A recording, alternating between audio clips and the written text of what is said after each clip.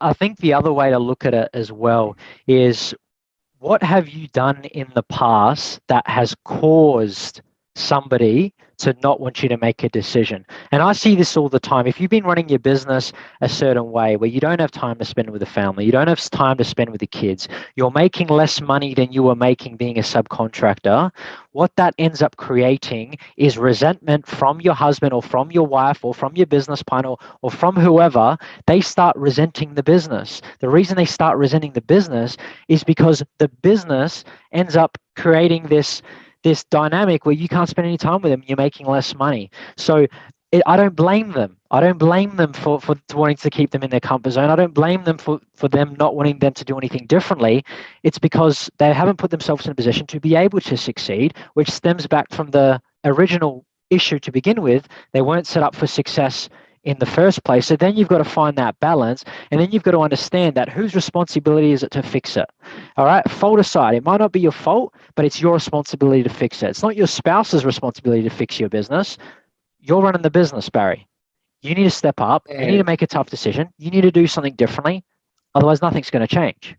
That's such an important point, and it takes me back to a conversation I had with a client of ours, Steve, and he's like, my wife's not going to support me on this.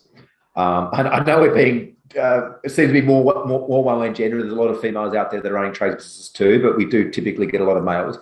But he's like, my wife's not going to support this decision. Like, there's been a number of times that I've spent money and it's affected the business, and she does the books and blah, blah, blah, blah. And I ended up going through a process and asked him if he truly believed that we were able to help him. And he said, I am. And I was like, well, let's get this done. Right? Let's get this done. The worst case scenario is you're going to end up in the same way as you always have. The best case scenario is you're going to win some trust and faith back from your partner and from yourself.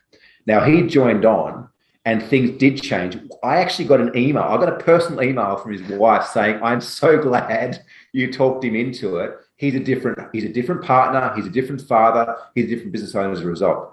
But again, this is where I thoroughly believe in the ability we have to check back. Now, he had created an environment where he wasn't being supported because he'd made shitty decisions in the past. Yeah. Right? That has an impact on people around you. If you make a shitty decision in your business, which means you can't afford to put food on the table, that impacts your family.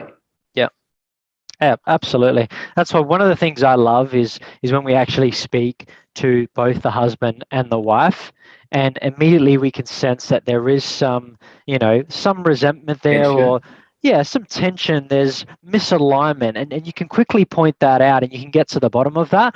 What I find though, Barry, is a quick way, if anybody out there is listening where you may feel like your partner isn't as on board with your decisions, or you feel like you wanting to make change would cause some issues on that side of things. First, we've got to understand it's your responsibility, and I don't blame them. I don't blame your husband. I don't blame your wife for them holding you back if it's because of your lack of decision making or lack of strategic thinking when you started the business.